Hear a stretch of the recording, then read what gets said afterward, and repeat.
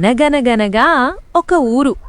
ఆ ఊరి అంచున ఒక పాక ఇంట్లో ఒక పిల్లికి ఒక చిన్ని పిల్లికూన పుట్టింది. అది ఎంత ముద్దుగా ఉందో. కాని విధి చాలా క్రూరంగా ఉంది. పిల్లికూన పుట్టిన వెంటనే దాని అమ్మ పోయింది.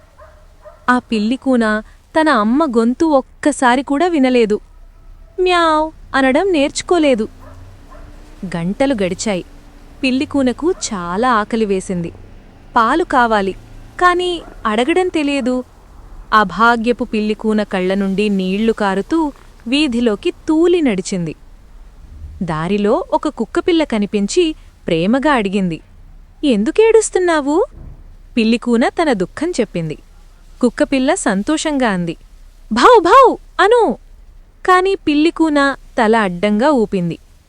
కుక్క భాష నాకు సరిగ్గా అనిపించడం లేదు. నాకు నా అమ్మ భాష కావాలి. వేరే ఏదీ పనికిరాదు. పిల్లికూన ముందుకు నడిచింది. దూడ కనిపించింది. అంబా అను. వద్దు.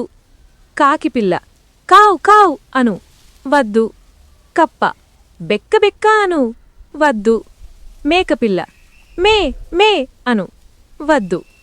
ప్రతిసారీ మర్యాదగా వద్దు అని ముందుకు నడిచింది. ఏడుస్తూనే తన మనసుకు చెందిన మాటలు వెతుక్కుంటూ వెళ్ళింది. ఆశ దాదాపు అడుగంటిపోయిందనుకుంటున్న సమయంలో ఒక పెద్ద, ప్రశాంతమైన, జ్ఞానవంతమైన పెద్ద పిల్లి కనిపించింది. మెత్తటి వేడి కళ్లతో అదడిగింది, చిన్నారి, ఎందుకేడుస్తున్నావు? పిల్లికూన అన్నీ చెప్పింది. పెద్ద పిల్లి అత్యంత ప్రేమగా నవ్వి అంది, జాగ్రత్తగా విను చిన్నారి, నాతో పాటు పలుకు. మ్యావ్ మ్యావ్ మ్యావ్. ఇదే నీ అమ్మ భాష. ఇలాగే పిల్లులు మాట్లాడుతాయి. ఇలాగే నీ అమ్మ నీతో మాట్లాడేది.